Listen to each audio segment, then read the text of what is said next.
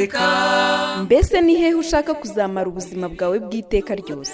Ni mu ijuru cyangwa ni muri Gehinomu? Tega amatwi ijambo ry'Imana ugezweho n'umukozi w'Imana Pasiteri Ntakende Sadoki kuva ku wa mbere kugeza ku wa gatandatu kuva saa 11:45 za mu gitondo. Ruvari ni wowe Yesu yashenjaguriwe. Mwaramutseho neza nshuti bakunzi, reka dushime Imana kubw'uyu munsi mwiza, kandi nizere ko muguwe neza. Mbahe n'ikaze aho tugiye kongera kwigana ijambo ry'ubwenge. Intego yacu ni ubucuti. Muri iki gitabo cy'imigani mu gice cya 27 umurongo waho wa 6 niwo tugiye kurebera hamwe, kandi ni nawo turi bufate mu mutwe uyu munsi wa none. Imigani 27 umurongo waho wa 6. Niba ufite Bibiliya yawe cyangwa se ukaba witeguye kuwufata mu mutwe, tugiye kujyana. Ibikomere by'umukunzi bizanwa n'ukuri, ariko umwanzi asomana akabya. Nizere ntashidikanya ko iyi mirongo ugenda uyifata mu mutwe, kuko ni mirongo yahindura ubuzima bwawe. Rero ndagira ngo twibaze, ese inshuti bisobanuye iki? Inshuti bisobanuye iki? Inshuti ni umuntu mumenyana, uwo muntu ukamumenya nawe akakumenya, hanyuma uko murushaho kumenyana mwisanga musabana, uko mugenda murushaho gusabana mugakura mu mibanire yanyu, mukaryoherwa no kuganira, mukaryoherwa no kumarana umwanya, mukaryoherwa no kwifurizanya ibyiza, ndetse mukarushaho kuryoherwa ubuzima mwese muri hamwe. Rero buri wese agashaka uko yasigasira uwo mubano, noneho mu bihe byiza mukishimana, mu bihe bibi mukababarana. Yewe ntabwo inshuti cyangwa se uwo muntu mumeranye gutyo yumva yakunyaga, ahubwo yumva yaguha, yumva wakunguka. Ntabwo yumva yaguhombya, ahubwo yumva wakunguka. Uwo muntu rero umeze gutyo, mubanye gutyo, burya muba muri inshuti. Muba muri inshuti. Inshuti ni wa muntu musangira ubuzima, nk'uko nari mbivuze mu kanya. Rero inshuti nazigabanije mu bice bitatu. Inshuti zo mu itsinda rya mbere ni inshuti zisanzwe. Aba ni abantu mufite ikibahuza mu buzima. Tuvuge urugero nk'abanyeshuri, baba bo muri primaire cyangwa muri secondaire cyangwa no muri kaminuza. Abo bantu bari mu itsinda rimwe ku kigero kimwe, akenshi usanga bafitanye ubucuti bwihariye. Ushobora gusanga mu gisirikare, mu bapolisi, aho abakozi bakorana mu kazi, ku nsengero usanga korali imwe abantu bavuga bati uno muntu nuwo muri korali yanjye turaririmbana. Nubwo ari amakorali menshi atandukanye yo ku rusengero rumwe, usanga abo muri korali imwe bafite ukuntu bagirana ubusabane, babana mu buryo butandukanye n'abandi. Ibyo rero urumva ni inshuti zisanzwe. Noneho itsinda rya kabiri harimo inshuti nziza. Muri ba bantu bose, baba bo mukorana, baba bo musengana, baba bo mugira gute, baba baturanyi, usanga ufitemo ab'indobanuri b'ingenzi, ubana nabo, uvugana nabo. Izi ni inshuti nazise nziza. Nawe ushobora kugira uko ubibona, ariko uko niko nabyisenge. Ni abantu umuntu yumva yahamagara bwa mbere igihe ahuye n'ikibazo, cyangwa se igihe ahuye n'ibyishimo mu buzima bwe. Yagize umunsi mukuru, abantu ahamagara bwa mbere, abandi bakagenda babibwirwa n'abandi, ariko abo ngabo bo yabihamagariye akabibabwira. Noneho hakaza inshuti nyakuri. Aba ni baba benshi mu buzima bw'umuntu. Ashobora kuba ari umuntu umwe cyangwa babiri, ariko ntabwo baba benshi. Rero uyu ni umuntu wizera, cyangwa se ni abantu babiri wizera kabisa, ukavuga utaba abantu n'inkoramutima n'abantu banjye. izi nshuti zose uko ziri muri aya matsinda uko ari atatu tuvuze, hari inshuti zisanzwe, inshuti nziza n'inshuti nyanshuti. Aba bose izi nshuti ni iz'igihe gitoya. Ni iz'igihe gitoya kubera iki? Ntabwo tuba tuzi niba umunsi w'ejo tuzaba tukiri kumwe. Urupfu ruradutandukanya, bivuze ngo zishobora gupfa. Izi nshuti kandi zishobora guhinduka. Zishobora guhinduka uko ibihe bigenda bihinduka, zirahinduka. Hari abantu nari nzi rwose turi inshuti, tumeranye neza, dusangira kabisi n'agahiye, hanyuma urufaranga sinzi ukuntu rwagize gutya rurabasekera. Yewe ibyo bamvuzeho nta nubwo nabikubwira, ni ibintu bibi cyane. Naratangaye ndibaza, aba ni ba bantu nari ntuwe nzi twasangiraga, ariko kuko ibihe byari bihindutse nabo barahindutse. Abari bameze nk'abavandimwe mbahindukira nk'umuntu, yewe nta nubwo nari nk'umuntu ahari, nari nk'ikindi kintu ntazi uko navuga. Imana ishimwe ko nabababariye, kandi Imana ishimwe ko ariyo yanshoboje, kuko ubu mfite amahoro akomeye yo mu mutima. Abantu bose rero bagira izi nshuti zo muri ubu bwoko uko ari butatu tumaze kuvuga. Ariko hari inshuti idahinduka, inshuti idapfa. Iyo nshuti ni iy'ibihe byose. Abantu benshi ntabwo bayifiteho ubushuti. Ni ikibazo gikomeye kuba wavuga uti ndashaka inshuti, ndetse ukavuga ngo jyewe numva mfite inyota yo kuba inshuti nziza, ariko ukaba udafitanye ubucuti n'iyi nshuti. Urahomba, kuko iyi ni inshuti nyanshuti.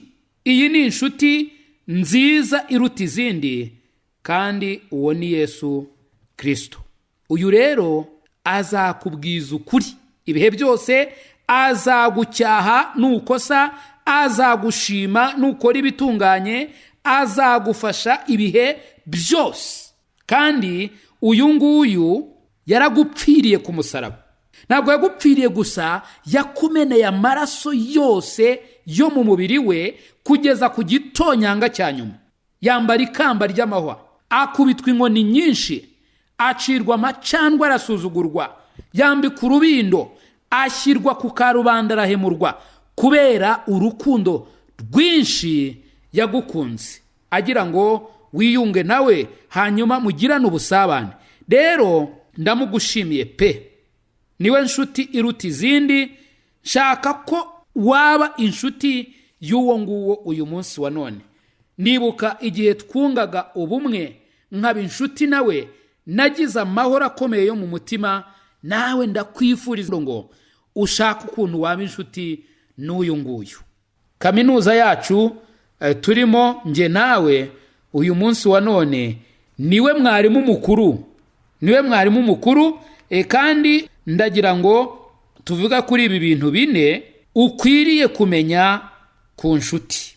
Icya mbere, reka turebe mu Migani, nk'uko turi kwifashisha igitabo cy'Imigani, nicyo nshaka ko twiga muri uku kwezi. Imigani igice cya 17 umurongo waho wa 17. Bibiliya iratubwira ngo inshuti zikundana ibihe byose, kandi umuvandimwe avukira gukura abandi mu makuba.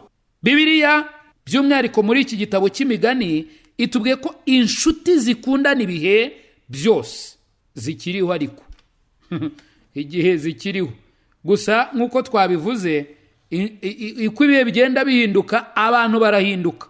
Wowe wakekaga ko yari inshuti yawe akaguhinduka.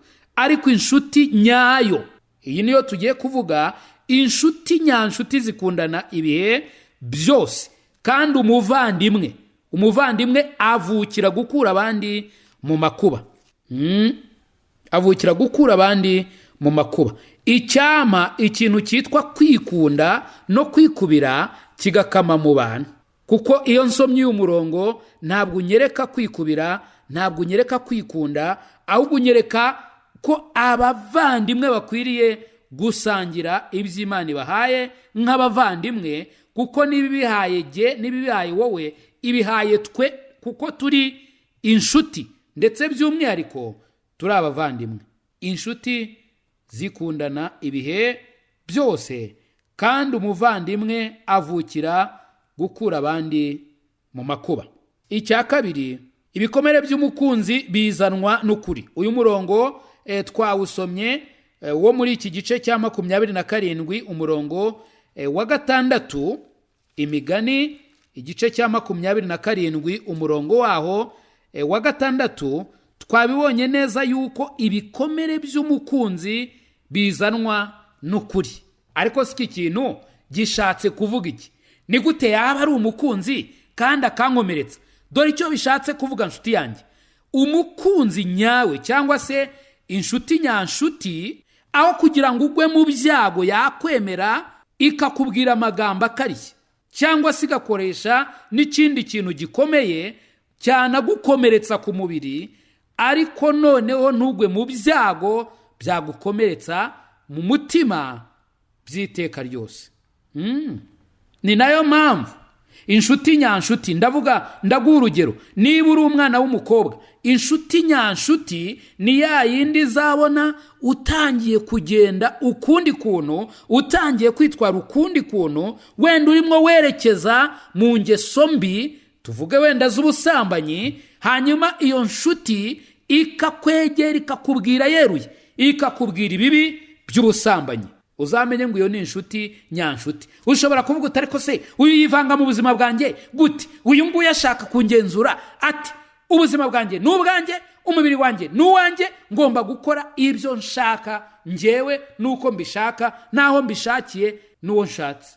Wa muntu ntabwo akureka, ahubwo akomeza kuguhugura. Muri cya gihe utari wumva inama ze, utekereza ko ari kugukomeretsa, kandi koko ni nkako biba bigaragara, ariko mu by'ukuri ibyo bikomere ni iby'ukuri. Ariko umwanzi asomana akabya. Bishatse kuvuga iki? Umwanzi araza akagusoma, akavuga uti uyu muntu ni inshuti yanjye n'iki, ariko mu by'ukuri afite n'icyuma cyo kugutera mu gatuza. Umwanzi asomana akabya. Ntabwo ari we turi kuvugaho, turi kwivugira ku nshuti. Ibikomere by'umukunzi bizanwa n'ukuri. Icya kabiri, icya gatatu, icya mbere, inshuti zikundana ibihe byose, kandi umuvandimwe avukira gukura abandi mu makuba. Icya kabiri, ibikomere by'umukunzi bizanwa n'ukuri. Icya gatatu, ntukareke inshuti. Bwenge ni uko nguko avuze. Imigani 27 umurongo waho wa 10, Bibiliya irambwira ngo ntukareke inshuti yawe. Ntukareke inshuti yawe. Hari abantu bajya bakora amakosa, nanjye ndimo, bakagenda bakavuga ya magambo yo mu mujyi, uretse ko no mu byaro yatangiye kuhagera, ngo ndi bize, ngo umwanya warabuze, ngo nabuze umwanya. Ibyo bintu ntabwo ari byo. Uramenye wowe uteze amatwi, ntukareke inshuti, yaba inshuti yawe, yaba n'inshuti ya so. Ntukareke inshuti. Iyi ni inama ugirwa na mwarimu mukuru, ari we Bwenge. Hanyuma icya kane, inama z'inshuti zihumura nk'umubabwe. Imigani 27 umurongo wa 9 haravuga ngo nk'uko amadahano y'imibavu anezeza umutima, niko umuntu aryoherwa n'inama ivuye mu mutima w'inshuti ye. Inama z'inshuti zihumura nk'umubavu. Mu yandi magambo, amagambo avuye mu mutima w'inshuti yawe, yewe arakuryohera cyane, ndetse ahumura neza nk'umubavu mwiza. Nituvuga umubavu, wumve ibihumura neza, cyangwa se mu ndimi z'amahanga perfume, cyangwa se parfum. Icya gatanu, inshuti nziza iruta umuvandimwe wa kure. Inshuti nziza iruta umuvandimwe wa kure. Imigani 18 umurongo waho wa 24, Bibiliya irambwira ngo inshuti nyinshi zisenya urugo, ariko haba inshuti iramba ku muntu imurutira umuvandimwe. Inshuti nyinshi zisenya urugo, ntabwo turi bukivugeho cyane, ariko umuvandimwe cyangwa se inshuti iramba ku muntu, inshuti igumana n'umuntu, inshuti ikuba hafi. Iyi ngiyi iruta umuvandimwe. Utekereje neza mu buzima bwawe, uretse ko atari abantu benshi, hari abantu benshi njya mbaza ikibazo igihe turi mu bintu bitandukanye, nkamubaza ntese inshuti yawe iruta izindi, umuntu wabwira ibyawe byose, umuntu wizeye ko icyo yakubwira cyose cyaba kivuye mu mutima w'urukundo, ninde mu buzima bwa toya? Ntawe. Nkamubaza se none wowe hari umuntu kweri uvuga kuri inshuti ye nziza? Ati yewe ntago mbizi. Donc mu yandi magambo, umuntu si inshuti y'undi muntu uwo ari we wese, kandi nawe ntafite inshuti yita ko ari inshuti ye nyakuri. Ibyo bintu ntago ari byiza. I Karuvari ni wowe Yesu yashenjaguriwe. Nshuti mukundwa, mbese aho izina ryawe ryanditswe mu gitabo cy'ubugingo? Ese impanda ivuze Yesu agarutse nonaha, cyangwa uramutse uvuye mu mubiri, wizeye neza 100% ko wajya mu ijuru? Ndakwinginga ngo uyu munsi utekereze ku iherezo ryawe, maze ufate umwanzuro uruta iyindi. Imana iragukunda kandi Yesu aragutegereje. Ngwino, tebuka aguha agakiza, akuruhura umutwaro w'ubwoba, aguha amahoro, umunezero n'ibyiringiro byuzuye byo mu mutima. Ukeneye ubundi bufasha, waduhamagara kuri izi nimero: 0783 00 16 46. Imana iguha umugisha. Kuba ari wowe munyabyaha gusa uhari, ntibyari kubuza Yesu kuza hano kugupfira. Niwaburira imbabazi